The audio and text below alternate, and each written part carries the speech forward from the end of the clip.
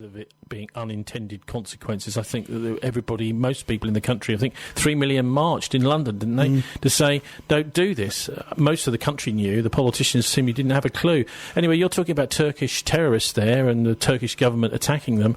One bunch of terrorists run a newspaper, apparently, according to Erdogan, and just as at close of play, as we were closing our show this time last week, so a whole bunch of riot police turned up at the today's Zaman newspaper, which is the biggest newspaper in Turkey. Just so happens to have been digging an immense amount of dirt on the present government, on Erdogan, and particularly on his son Bilal. Well, indeed. I mean, what Zaman, the two stories which they pursued, which are most interesting, is that they uncovered that Libyan sarin was being smuggled into Syria by the Turkish intelligence services. Nerve gas, precursors to the nerve gas. In order to carry out the Ghouta chemical weapons attack, which was then blamed on Assad. In 2013. Yes, and this was all covered by Seymour Hersh, the investigative journalist from the US, in the London Review of Books, because the New York Review of Books wouldn't publish his work, even though he's a very well-established journalist.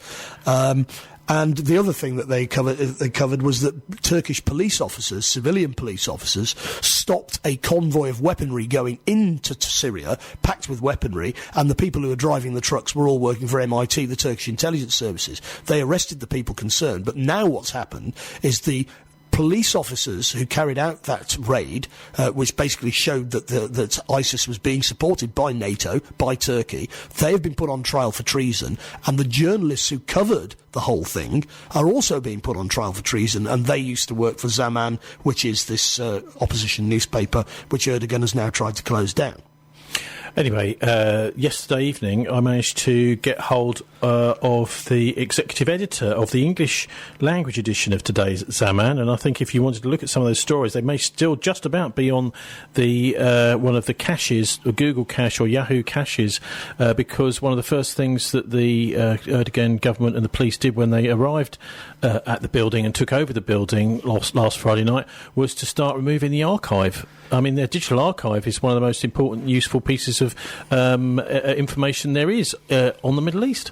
Well, you've got to ask, why are they attacking these people now? And it's because, of course, they have basically broken the story that NATO is the supplier of ISIS, and also probably NATO intelligence services were implicated in the chemical weapons attack at Ghouta, which Obama said was a red line and that the world would have to do something about it. What as it turns out that NATO were behind the killing of those hundreds of people. So the story... The world's got to do something about it. What are we going to do? So the story... Okay, Martin. The story, it really starts last Friday night with Erdogan, but it ends with our own government. Indeed, because of course they are part of the integrated structure of NATO's military command, and we are implicated in the chemical weapons attack in Ghouta. Not we, the British people, through our political representatives who supposedly control our armed forces and security services. So anyway, let's have a listen now to today's Zaman's English executive editor, Sevgi Akarcesme, and I spoke to her last night. Last Friday, the Turkish government seized the largest newspaper of Turkey, Zaman, which includes an English daily. The allegation is aiding terrorist organizations and being a part of the terrorist propaganda. I completely deny such nonsense arguments. No printing house, no print institution or media institution could be seized by the government. So currently the government violating the constitution. There is not a single evidence of terrorist links of our newspaper.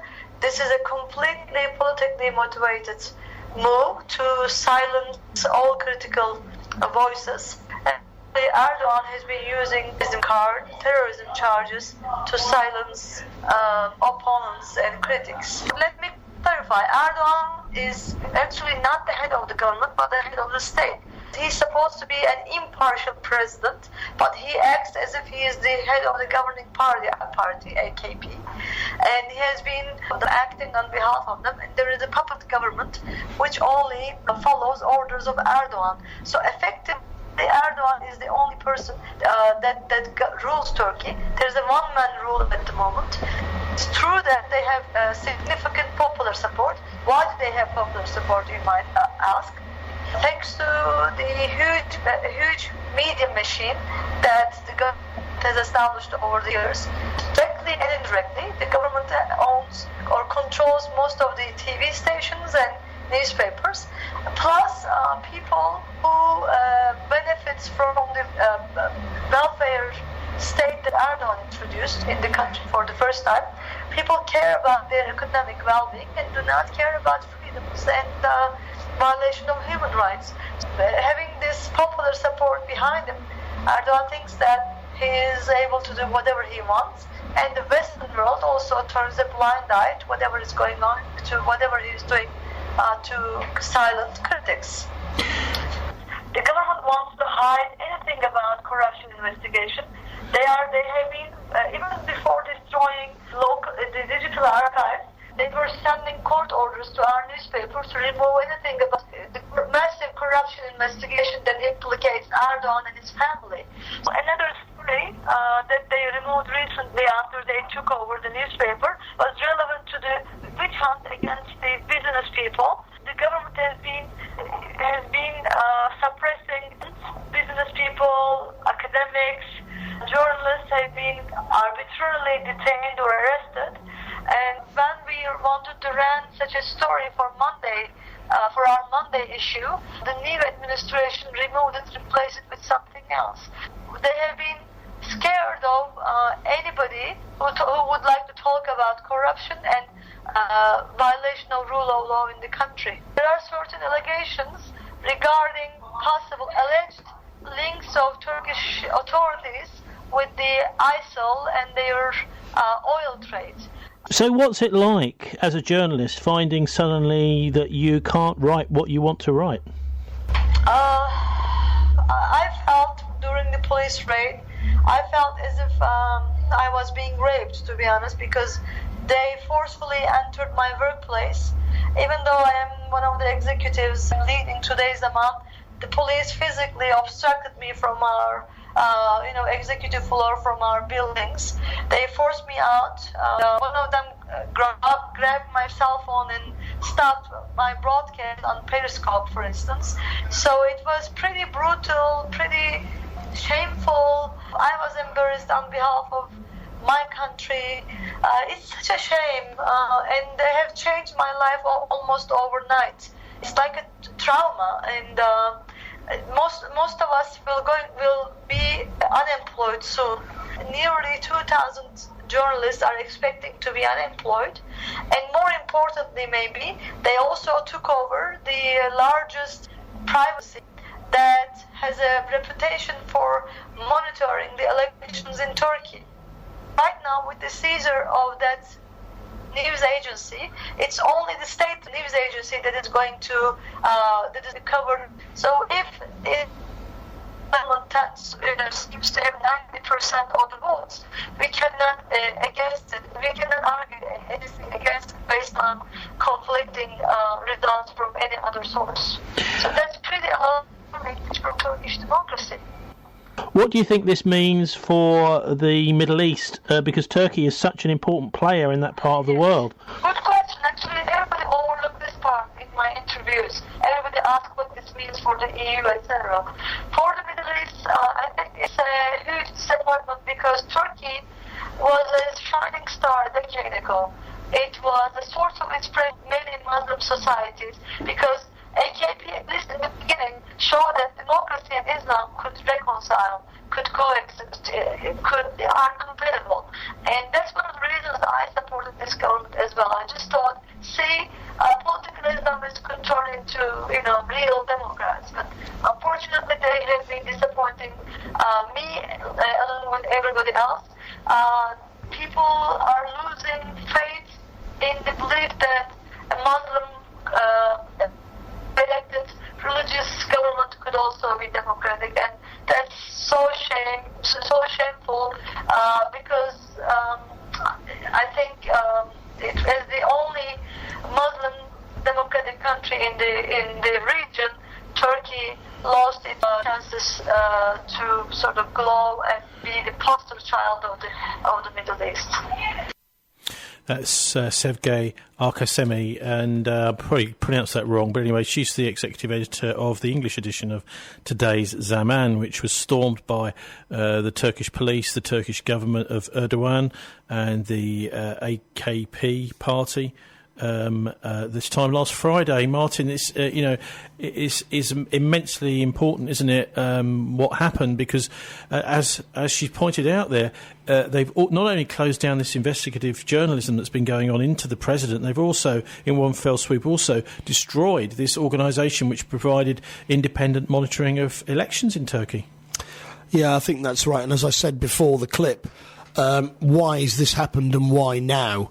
And I think it's because the cat's out of the bag. What Zaman were doing was incredibly important, which was exposing the Turkish government's role in supporting ISIS through buying their oil and selling it on mainly to the Israelis. Of course, Bilal Erdogan, the son of the president, being very much implicated in that.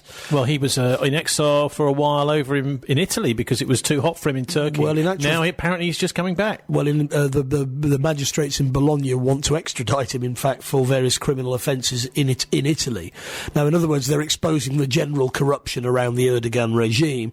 But the two things which were really significant that they'd managed to expose was A, NATO's role in supplying the sarin for the chemical weapons attack at Ghouta, which means that we are implicated in that attack, and the other, of course, is that the ISIS were being supplied with weaponry by MIT, the Turkish intelligence services. What Erdogan has done here is use the judicial process, which does rather suggest that maybe like places like Egypt, that in Turkey the judiciary is itself totally corrupt.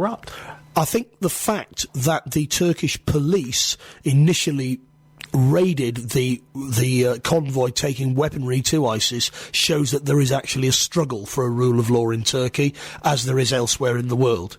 And I don't think Turkey's a particularly corrupt place compared to other Western countries. It also shows just how important the mainstream media is. And if you haven't got a mainstream media that can ask questions, as Michael Crick did this week about the Conservative government defrauding election expenses, you don't have a democracy.